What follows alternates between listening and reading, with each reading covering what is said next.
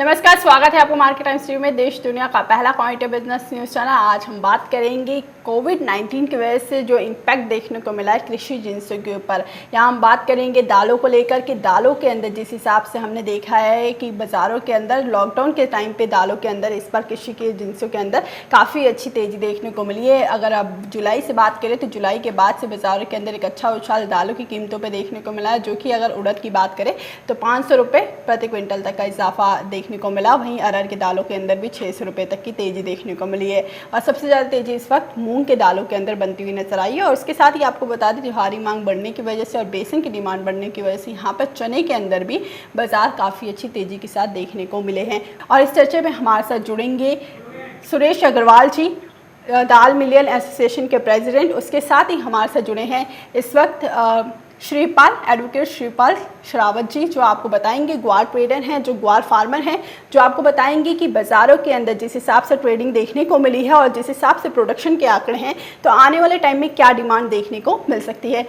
बहुत बहुत स्वागत है आप दोनों ही गेस्ट का हमारे शो में मार्केट टाइम्स टीवी पर। सुरेश जी, सबसे पहले अगर हम दालों की बात करते हैं तो लगातार दालों के बारे में आप चर्चे में रहे हैं और दाल मिल एसोसिएशन के प्रेसिडेंट भी हैं, और आपने बताया भी है कि पल्सेस के अंदर एक अच्छी खासी तेज़ी देखने को मिली है। और आपने जो अनुमान लगाया था कि बाज़ार 5000 के ऊपर देखने को मिल सकते हैं चने के, वो भी हमने देखा और बाज़ार काफ़ी अच्छी तेज़ी के साथ ट्रेड करा। अब यहाँ से क्या लगता है आपको, पल्सेस के अंदर कोरोना का इम्पैक्ट क्या देखने को मिला? लॉकडाउन खुलने के बाद पल्सेस के दामों में कितनी तेज़ी देखने को मिली और आने वाले टाइम में कितनी तेज़ी देखने को मिल सकती है? सुरेश जी देखिए, जो कोरोना के कारण पल्सेस के सारी इंडस्ट्रीजों में काफी नुकसान हुआ है जी। जो लोग इधर उधर काम छोड़ के चले गए, स्पेशलिस्ट समझदार थे, वो सब जाने से उत्पादन में कमी आई है। कई इंडस्ट्रीज का उत्पादन 50% रह गया, कुछ का 60% रह गया, कुछ का 70% रह गया। अब इसके अलावा जो मार्केट की स्थिति है उसके अनुसार बाजार अब इसलिए बढ़ा है कि एक तो उड़द के आयात की डेट भारत सरकार ने नहीं बढ़ाई। पहले 31 मार्च थी, उन्होंने उसको घटा के 31 अगस्त कर दिया जी। तो जो देश के बाहर से उड़द आना था वो नहीं पाया क्योंकि इस समय लोग लाइसेंस दिए और उसके कारण उड़द के दाम में करीब 12 से 15% की बढ़ोतरी पिछले 20 दिन में देखने को मिली है जी। मगर साथ में ये भी रीजन है कि मध्य प्रदेश, महाराष्ट्र, गुजरात और कुछ बेल्टों में जो उड़द के बेल्ट थे वहां पर पानी ज्यादा गिरा है, तो उसके कारण फसल को नुकसान हुआ है। पर नुकसान हम 15% लगभग मानते हैं जी। अब बाकी दालों की बात करें तो तुअर का जो है, तुअर के 1.5 लाख मेट्रिक टन के आयात के लाइसेंस सरकार ने दिए थे, उनके भी अभी लाइसेंस इशू नहीं किए, तो देश के बाहर से जो माल आना था वो नहीं आ पाया। उसके कारण तुअर में बाजार सुधरा है जी। हम ऐसा मानते हैं कि 15-20 दिन में 15% की तेजी तुअर में आई है। अगर ये सरकार समय पे लाइसेंस जारी कर देती 1.5 लाख मेट्रिक टन के जी, तो ये बाजार इतना नहीं उड़ता, कंटिन्यूस धीरे धीरे देश के बाहर से माल आता। मगर अब ठीक है, ये तो मालिक का निर्णय है, सरकार जो करे। उनने तो बार बार विरोध किया है। ऐसी ही स्थिति मूंग की बनी है। मूंग में कर्नाटक में पानी गिरने से मूंग डैमेज हुआ है। मध्य प्रदेश में जो होशंगाबाद, रायसेन, इधर मूंग डैमेज हुआ है। तो कुछ पानी से डैमेज हुआ है, कुछ सरकार के लाइसेंस न देने से लेट हुआ है और कुछ पॉलिसी को समय पर रेटिफाई नहीं किया, उसके कारण बाजारों में तेजी आई है। मगर देर से आए दुरुस्त आए, आज भी तुअर और मूंग के लाइसेंस इशू करती है सरकार, तो हिंदुस्तान के दाल मिलर तुरंत माल मंगाने को तैयार है और जैसे ही लाइसेंस देंगे, माल मंगाएंगे, तो जो बढ़ती कीमतें हैं उस पर अंकुश लगेगा, कुछ बाजार नीचे आएगा और सबसे बड़ा प्लस पॉइंट रहेगा कि बाजार ऊपर जाने की संभावना कम रहेगी। चने में तेजी को हम देखते हैं कि चना जो आपने कहा है जी कि नेफेड ने जो राजस्थान और मध्य प्रदेश में नेफेड ने खरीदा, उसमें काफी चना दाल बनने चला गया, पीटीएफ में चला गया, चने की छनई होकर सेल में चला गया। बिल्कुल। मगर जो चने का उत्पादन देश में भारत सरकार ने एनालिस करा था, उससे 20% कम इस वर्ष चने का उत्पादन हुआ है जी। अब कम उत्पादन हुआ, नेफेड ने चना खरीदा, इसलिए चने में एक महीने में हम मानते हैं कि काफी 20% की तेजी आ गई है। आज जी। चना 52-53 रुपए बिक रहा है, जो 42-43 रुपए बिकता था। तो ये अलग अलग जिनके के अलग अलग कारण हैं, जी बिल्कुल। इसलिए बाजार जो बढ़ गया। मगर सरकार को आज भी निर्णय लेना चाहिए। हर आदमी दिल्ली में कहता है कोविड है, ये है, बाकी काम तो भारत सरकार के, राज्य सरकार के होते हैं। मगर जहाँ इंडस्ट्रीज का हित हो, किसान का हित हो, वहाँ पर सब कोविड भी आ जाता है, समय भी नहीं मिलता है और डिले होता है। बिल्कुल इसके तो साथ अगर सरकार आज भी तुअर और मूंग के आयात के लाइसेंस इशू करती है तो अभी 2 महीने में देश के बाहर से माल आ जाएगा और बढ़ती हुई कीमतों पे अंकुश लगेगा और उससे उपभोक्ता को जो बढ़ती हुई कीमत है उसमें नुकसान होने की संभावना कम होगी। मगर ये निर्णय लेने का इनका होना चाहिए। मैंने माननीय प्रधानमंत्री जी को 3 बार लिखा, तीनों पत्र का जवाब आया कि अतिशीघ्र निर्णय ले रहे, मगर डीजीएफसी या उद्योग वाणिज्य मंत्रालय या कृषि मंत्रालय इस पर जल्दी निर्णय करे तो आगे जाके उपभोक्ता को राहत हो सकती है। नहीं, अगर ये निर्णय करते हैं तो कुछ ना कुछ मार्केट और अप होगा और बाजार बढ़ सकता है। बढ़ती हुई कीमतों में उद्योग को नुकसान होता है और उपभोक्ता को भी नुकसान होता है। बिल्कुल जी। उसके साथ ही सुरेश जी और शिवपाल जी, आप दोनों से मेरा सवाल होगा, क्योंकि सरकार अध्यादेश पेश कर चुकी है। मानसून सत्र के पहले दिन ही कृषि मंत्री ने संसद भवन में यह अध्यादेश पेश किया, जिसके अंदर विरोध भी चल रहा है, जिसकी वजह से, और लगातार ये विरोध लगभग हम 1 से 1.5 महीने से देख रहे हैं। इसके बारे में जब से एसेंशियल कमोडिटी एक्ट को पास करने की बात और संशोधन करने की बात आई है, तब से ये लगातार चल रहा है। सुरेश जी, आपका फर्स्ट रिएक्शन जानना चाहूँगी मैं, और उसके साथ ही शिवपाल जी, आप एक किसान हैं, तो क्या किसानों के हित में सरकार कितना अच्छा कर पाई है? क्योंकि लगातार सरकार बता रही है कि एमएसपी पे कोई इम्पैक्ट नहीं जाएगा, उसके बावजूद किसान काफी विरोध कर रहे हैं इस चीज का। सुरेश जी, आपका फर्स्ट रिएक्शन क्या है? क्या सरकार का ये निर्णय काफी सही है? क्या किसानों की इससे आय दुगनी होगी? नहीं, देखिए, एमएसपी का तो जो है, एमएसपी तो हमेशा मानते हैं जी कि सरकार एमएसपी सामने 200 रुपये बढ़ाती है जी।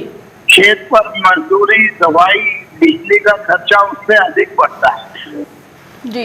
मगर एमएसपी भी किसान को मिले, ये बड़ा सोचनीय विषय है, क्योंकि चने में 2 साल से एमएसपी नहीं मिल रहा है। अब सरकार को एमएसपी मिले इसकी चिंता तो करना चाहिए जी। मगर ये चिंता भी करना चाहिए कि किसान का उत्पादन होना है, उसका वाजिब मूल्य मिले ताकि उसको 2 पैसे मिले। अभी हो ये रहा है, किसान खेती कर रहा है, देश में जितने उद्योग है वो सब इकोनॉमी उत्पादन के हिसाब से माइनस में जा रही, खेती ही प्लस में नहीं है। तो खेती पर सरकार को ज्यादा फोकस करना चाहिए, ज्यादा चिंता करना चाहिए जी।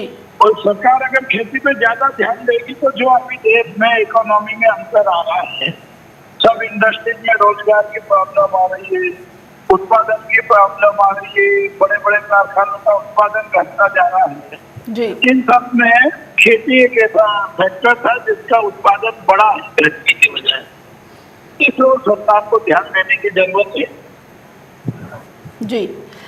उसके साथ ही शिवपाल जी, आप एक खुद किसान हैं और आपने देखा ही होगा पंजाब में काफ़ी किसान इसका विरोध कर रहे हैं अध्यादेश को लेकर, एसेंशियल कमोडिटी आवश्यक वस्तु अधिनियम को लेकर। तो संशोधन की बात जो चली है और जो मंजूरी भी मिल गई है यहाँ पर, तो आप किसान होने के नाते आपको क्या आपको लगता है कि इससे किसानों को फ़ायदा होगा, इससे किसानों की आय दुगनी होगी और किसान इससे ज़्यादा मुनाफा कमा सकता है? देखिए, सरकार के जो भी प्रयास चल रहे हैं जी, वो किसानों के हितों को देखते हुए चल रहे हैं जी। सरकार का ये प्रयास भी है कि किसानों को अच्छी आमदनी मिले, सरकार की आमदनी, किसानों की आमदनी दुगनी हो। अब बात इस अध्यादेश की है या कानून की है कि ये किसानों पर किस प्रकार का प्रभाव डालता है। अगर इस कानून से, इस अध्यादेश से किसानों की एमएसपी पर कोई फर्क पड़ता है जी, या कहीं कहीं रूमर ऐसे भी सुनने में, देखने में, पढ़ने में मिलती है कि इस अध्यादेश के लागू होने के बाद में एमएसपी का वर्चस्व महत्व खत्म हो जाएगा अगर ऐसा कुछ होता है लेकिन श्रीपाल जी, एमएसपी का जैसे आप बता रहे हैं, लेकिन एमएसपी को लेकर लगातार कृषि मंत्री ने ये बताया भी है, संसद भवन में भी उन्होंने यही बोला कि एमएसपी पर इस पर कोई इम्पैक्ट नहीं आएगा। जो सरकार एमएसपी के तहत खरीदती है वो माल हमेशा ही खरीदा जाएगा मंडियों से। यही बात मैं कहना चाहता हूँ कि अगर इसका एमएसपी पे कोई फर्क नहीं पड़ता जी, तो देखिए सरकार किसानों के लिए अच्छा सोच रही है।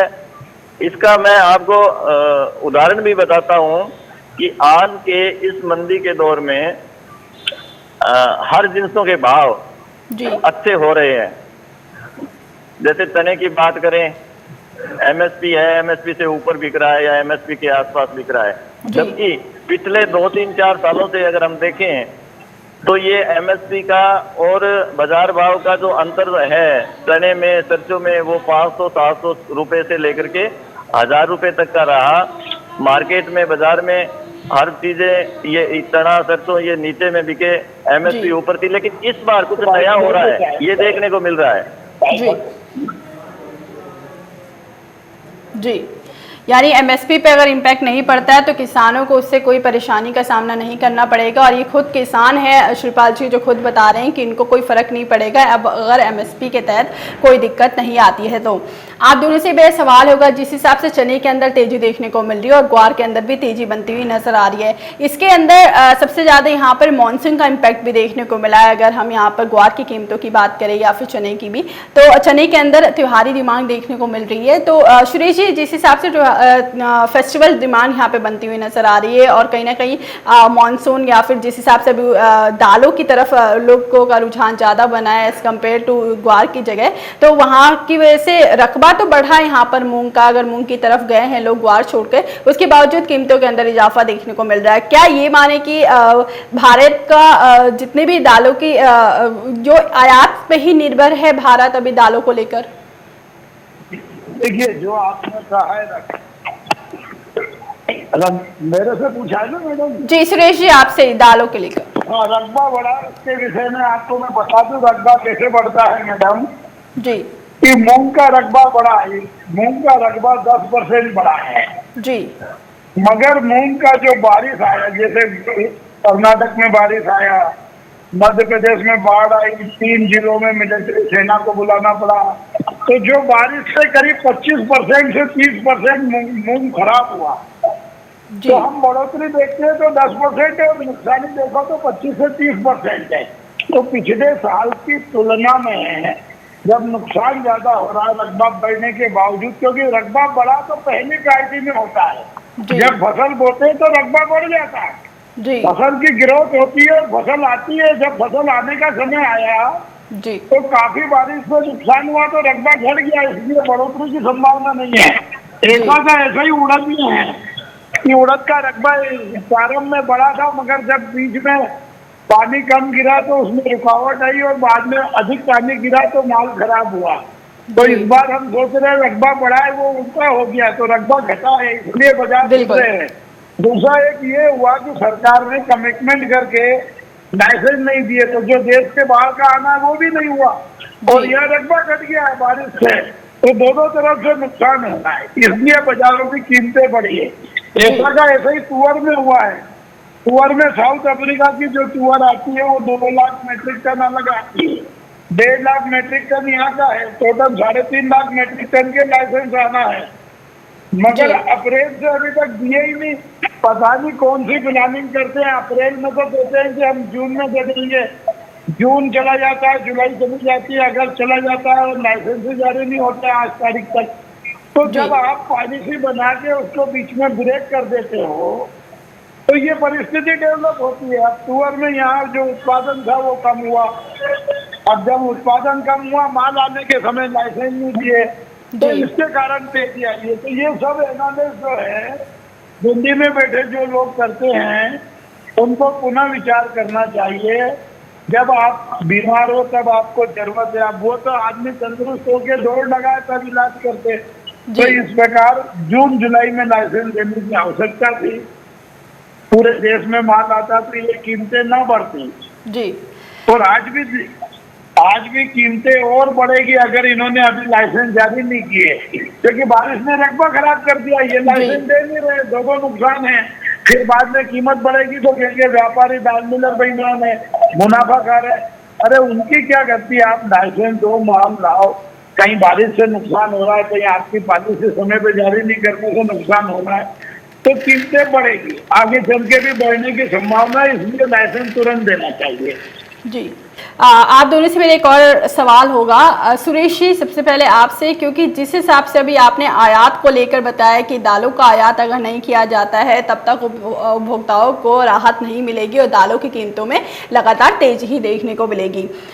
प्याज को लेकर आप इस पे क्या कहेंगे, क्योंकि प्याज की कीमतें अभी बहुत तेज भी नहीं हुई थी, इतने में सरकार ने इतना बड़ा कदम उठा लिया और प्याज को बैन कर दिया, प्याज का एक्सपोर्ट बैन कर दिया और आयात भी किया जा रहा है। हालांकि दालों की कीमतें 20% तक तेज हो गई हैं, उसके बारे में अभी सरकार ने कोई निर्णय नहीं लिया है, आयात को लाइसेंस नहीं दे रहे हैं, लेकिन प्याज के लिए इतनी जल्दी निर्णय ले लिया और बहुत ही जल्द प्याज का इम्पोर्ट भी शुरू कर दिया, आयात भी शुरू कर दिया। इसके ऊपर सुरेश जी आपकी नहीं, देखिए प्याज और दाल दोनों में डिफरेंस बात है जी।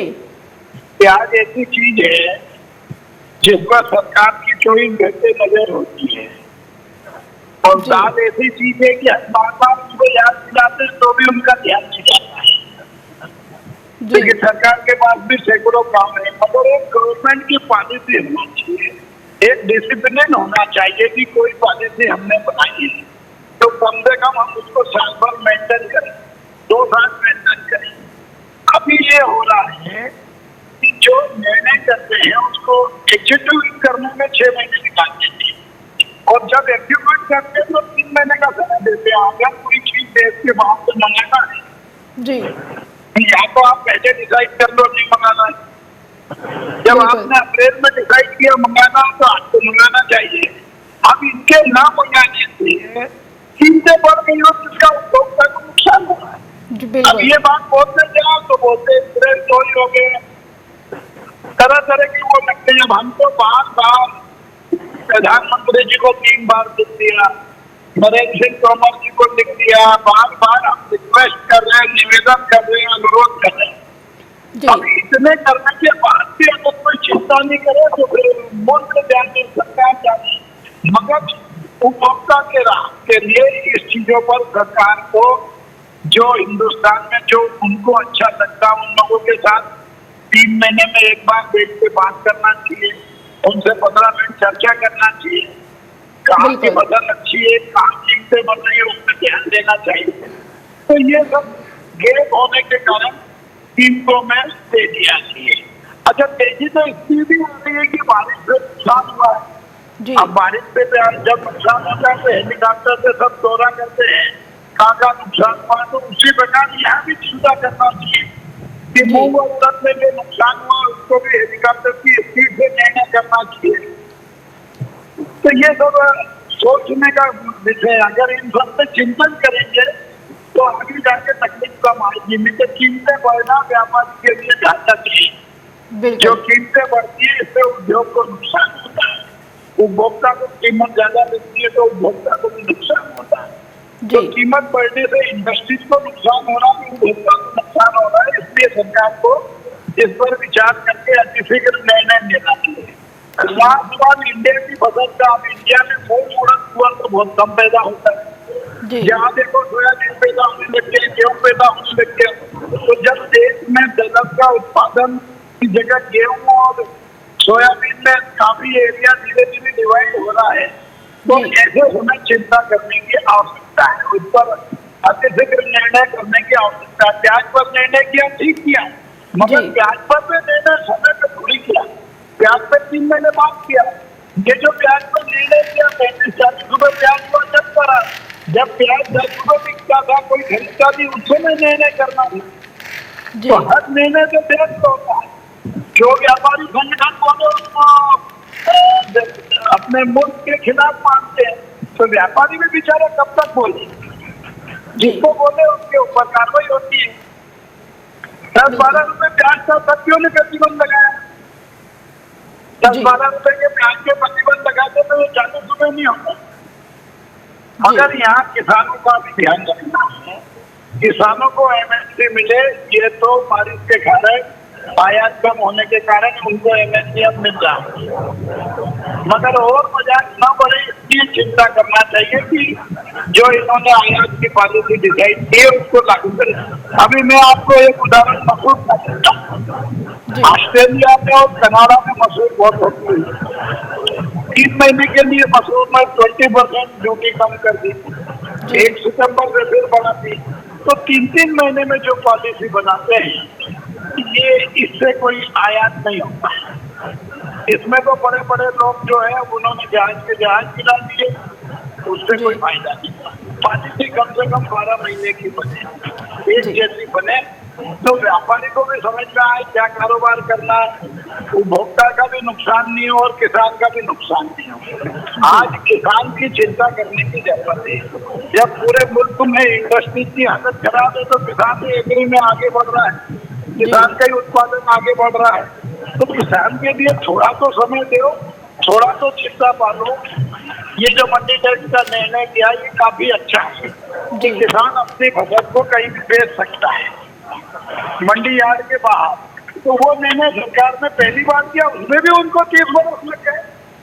25-30 बरस से कह रहे हैं, 30 साल बाद निर्णय करते हैं। एक आदमी 20 साल से कह रहा है, फिर आज जाके 2020 में उसका निर्णय करते हैं। अब ये निर्णय तो मुल्क में 20 साल पहले होना था, तब कांग्रेस की सरकार थी, ना वो चिंता करते। आज बीजेपी की सरकार है, ना वो चिंता करती है। निर्णय करने में 10-20 साल लगा देते हैं जी। तो अगर समय पे निर्णय करेंगे और उन लोगों के साथ बैठ के निर्णय करेंगे जो इस कारोबार से जुड़े, तो वो सरकार को लाभ देगा। बाकी फिर जो सरकार कर रही है उसको हम सलाम करते हैं, जो वो करे राजा है, हमको मंजूर है जी। यानी यहाँ पे सरकार को जल्द से जल्द निर्णय लेने की ज़रूरत है किसानों के हित में, और किसानों की आय दुगनी करने की बात जो कर रही है। तो अगर यहाँ पर अगर सरकार दालों की कीमतों के लिए अगर अंकुश लगाना चाहती है, तो जैसे प्याज के ऊपर एक्सपोर्ट बैन लगाया लेकिन आयात शुरुआत कर दी, तो यहाँ पे आयात के लाइसेंस मिलना चाहिए। जैसे सुरेश अग्रवाल जी बता रहे हैं, उन्होंने लगातार चिट्ठियाँ भी लिखी है सरकार को, जिसके ऊपर अभी कोई जवाब नहीं मिला है।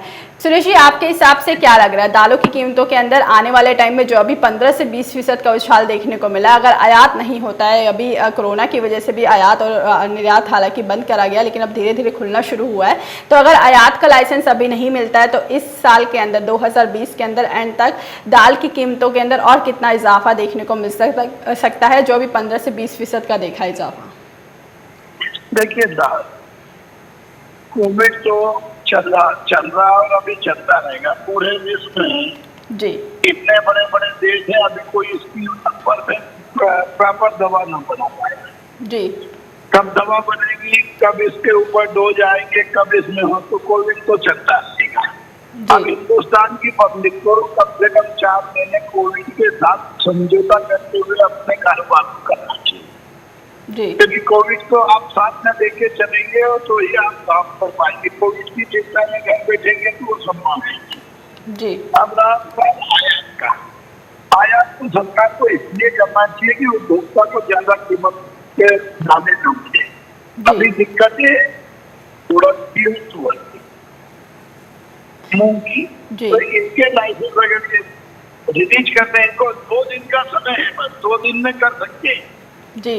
लाइसेंसों की जांच करके इन्होंने अपने पास रख ली है। जून में रिलीज करना था, जो अभी रिलीज नहीं की जी। मगर अगर ये ना करते हैं तो थोड़ी कीमतें और बढ़ेगी जी, क्योंकि अभी तुअर का जो नई फसल आना है वो आएगी नवंबर में, उसमें कम से कम अभी 2-3 महीने हैं जी। तो जब फसल 2-3 महीने हैं, अच्छा उड़द की फसल जो नहीं आएगी वो उधर दिसंबर में आएगी, जनवरी में आएगी जी। तो अभी 3-4 महीने हैं, तो 3-4 महीने 60 पीरियड के लिए आयात कर लेना चाहिए जी। सुरेश जी, मेरा सवाल ये है कि अगर आयात नहीं करता है सरकार, तो कितनी फीसद की और तेजी यहाँ से देख सकते हैं? जो अभी हमने 20% की देखे, यहाँ से क्या 40% तक की तेजी?